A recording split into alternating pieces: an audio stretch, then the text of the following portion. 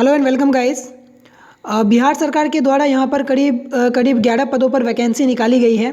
ये vacancy actually नगर विकास एवं आवास विभाग की ओर से आई है और सारी की सारी जो पोस्ट है वो कॉन्ट्रेक्चुअल बेसिस पर है।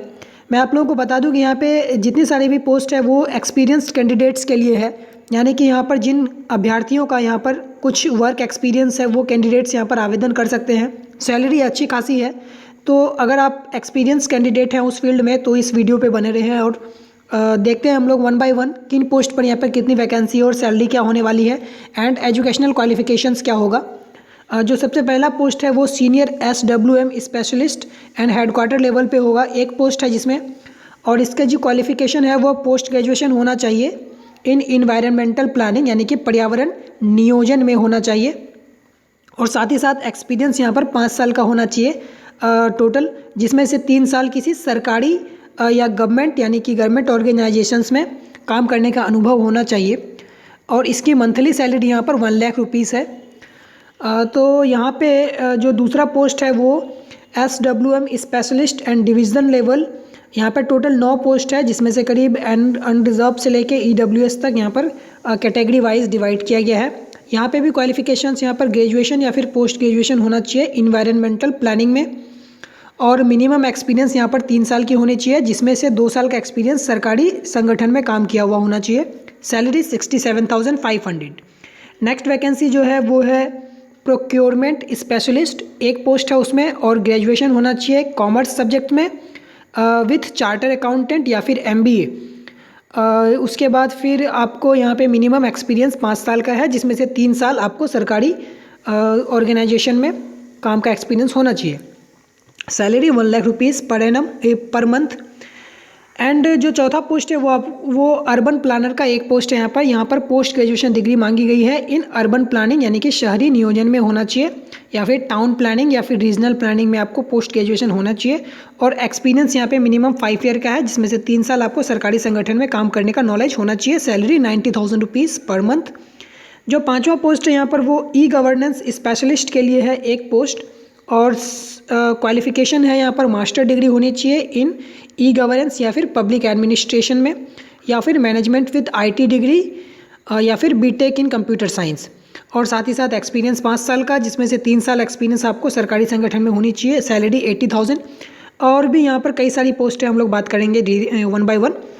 एक चीज़ समझ में नहीं आ रही है मुझे कि यहाँ जो बिहार सरकार जो वैकेंसी निकालती है, जो ऑलरेडी जो कैंडिडेट्स या अभ्यर्थी यहाँ पर कहीं सरकारी ही ऑर्गेनाइजेशन में बिहार में अगर कोई काम कर रहा है ऑलरेडी, तो उन्हें फिर उस सरकारी ऑर्गेनाइजेशन से फिर किसी दूसरे सरकारी ऑर्गेनाइजेशन में जॉब प्रोवाइड करने का क्या मकसद है, मुझे पता नहीं लग रहा है। एक्चुअली ऐसा होना चाहिए कि जब सरकार ये वैकेंसी निकालती है तो इतनी सैलरी, हाईएस्ट सैलरी ना देकर उन्हें कम सैलरी दी जाए थोड़ी सी, और यहाँ पर फ्रेशर्स कैंडिडेट को मौका दिया जाए ताकि अनएम्प्लॉयमेंट थोड़ी सी इरेज हो सके। लेकिन यहाँ पर सरकार का जो पॉलिसी है वो बिल्कुल ही समझ में नहीं आ रहा है मुझे। नेक्स्ट हम लोग देखते हैं यहाँ पर PPP स्पेशलिस्ट के लिए एक पोस्ट है। ग्रेजुएशन होना चाहिए इसमें सिविल इंजीनियरिंग में, या फिर MBA होनी चाहिए फाइनेंस में। अगर CA अगर है किया हुआ तो वो प्रिफर्ड माना जाएगा, उसे वरीयता दी जाएगी। इसमें भी एक्सपीरियंस होनी चाहिए, यानी कि उस फील्ड में आपको 5 साल का एक्सपीरियंस होना चाहिए, जिसमें से 1 साल यहाँ पर सरकारी ऑर्गेनाइजेशन यानी कि गवर्नमेंट ऑर्गेनाइजेशन में आपको एक्सपीरियंस होना है, और salary 1 lakh rupees. Next post है 7 नंबर पे IT एक्सपर्ट का, वो एक पोस्ट है। Qualification bachelor in engineering BTech, और मिनिमम 7 ईयर का एक्सपीरियंस, जिसमें से 5 साल सरकारी ऑर्गेनाइजेशन में experience. Salary 75,000 rupees. Next assistant manager का एक पोस्ट है। Qualification bachelor in engineering BTech, minimum 5 year का क्वालिफिकेशन, जिसमें से 3 साल गवर्नमेंट ऑर्गेनाइजेशन में एक्सपीरियंस होने चाहिए। Salary 50,000 rupees. और नेक्स्ट हम लोग देखते हैं यहाँ पर डेप्यूटी मैनेजर IT एक पोस्ट है। Qualification bachelor in engineering, bachelor in technology, minimum यहाँ पर 3 साल की एक्सपीरियंस है, आउट ऑफ 2 ईयर एक्सपीरियंस होना चाहिए आपको गवर्नमेंट ऑर्गेनाइजेशंस में। Salary 40,000 rupees. उसके बाद जो पोस्ट है यहाँ पर स्टेनोग्राफर की, टोटल 6 पोस्ट है जो कि कैटेगरी वाइज डिवाइडेड है। मिनिमम इंटरमीडिएट होना चाहिए यहाँ पर पास, जिसको कि MS ऑफिस और टाइपिंग का नॉलेज होना चाहिए हिंदी इंग्लिश में 80 वर्ड पर मिनट। और उसके बाद मिनिमम जो यहाँ पर एक्सपीरियंस है वो 3 साल का एक्सपीरियंस होना चाहिए, और साथ ही साथ उसमें से 1 साल आपको गवर्नमेंट ऑर्गेनाइजेशन में एक्सपीरियंस होना पड़ेगा। तो यहाँ पर सैलरी है इसकी 30,000 रुपये पर मंथ।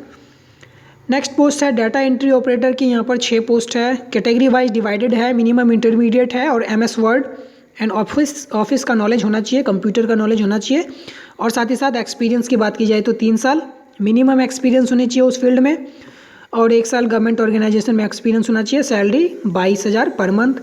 ऑनलाइन आवेदन की तिथि आप लोग nagarsewa.bihar.gov.in recruitment/recruitment पे ऑनलाइन आवेदन कर सकते हैं। आवेदन की अंतिम तिथि 18 दिसंबर 2020 है। कोई एप्लीकेशन फ़ीस यहाँ पर देख रहे हैं हम लोग कि कोई एप्लीकेशन फ़ीस कितनी रखी गई है या नहीं। ये सिलेक्शन प्रोसेस एग्जामिनेशंस नहीं होगी, शॉर्ट लिस्टिंग के द्वारा कैंडिडेट्स का इंटरव्यू लिया जाएगा, उसके बाद फिर पैनल शॉर्ट लिस्टिंग के आधार पे यहाँ पे सिलेक्शन होगा इंटरव्यू बेसिस पे। एप्लीकेशन फ़ीस की बात की जाए तो SC/ST वालों के लिए 100 रुपीज़ एंड जनरल कैटेगरीज़ के लिए यहाँ पर और OBC कैटेगरी के लिए 400 रुपीज़। मैक्सिमम एज यहाँ पर 55 ईयर्स है और यहाँ पे इंटरव्यू बेसिस पे सिलेक्शन होना है। तो ये है यहाँ पर गवर्नमेंट ऑफिशियल्स की ऑफिशियल सिग्नेचर भी है, राम सेवक प्रसाद, सरकार के अवर सचिव, नगर विकास एवं आवास विभाग। आई होप जिन कैंडिडेट्स को भी ये नोटिफिकेशंस के बेसिस पे अगर आप एलिजिबल हैं तो वो ज़रूर आवेदन करें। Thank you so much guys, thanks a lot, thank you so much for being with us. If you are new in this channel, please do subscribe for more updates and latest government job updates. Thank you so much.